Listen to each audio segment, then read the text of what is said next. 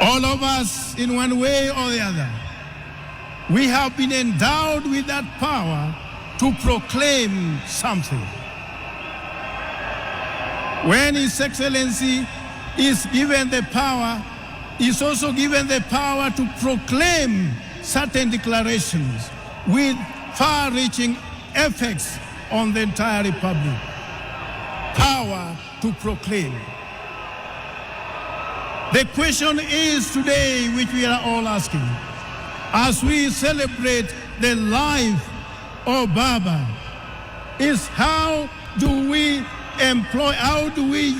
apply the power to proclaim that God has given us for the good of the nation, for the good of all of us, for the good of humanity.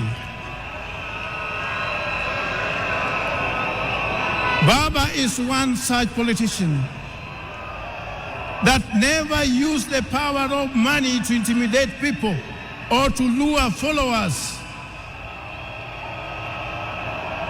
Today we have very bad manners amongst most of our politicians. They have taught our people the culture of handouts, that wherever you are, you must give part with money, and woe unto those who drive big vehicles, they are in trouble. Whenever you are seen, you are only seen in terms of money. What can you be able to give? Baba Raila Amolo Odinga never used the power of his wallet as a convincing tool to others, but he used the power of persuasion. He used the power of persuasion. He used the power of the word. Let's allow ourselves to be used of God so that the power He has given us may be the power that is correcting, the power that is reconciling, the power that's rebuking what is evil and what is not evil.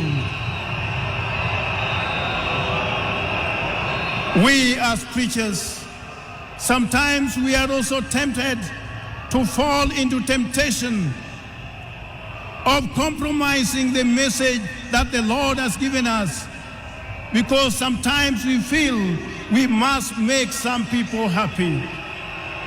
I want to tell you for free that God has called all of us only to proclaim His will, and once we proclaim that, we remain stronger than ever before.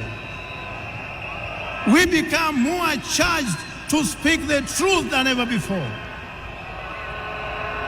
How many can fit in the shoes of Raila Amolo Odinga today? How many can fit in that shoes today as I speak?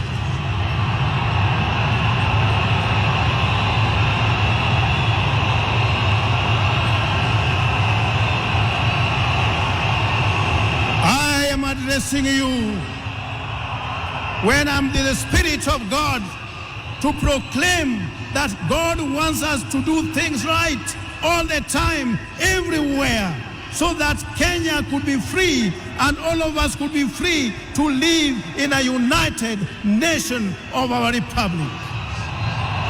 That was the wisdom that God had given him.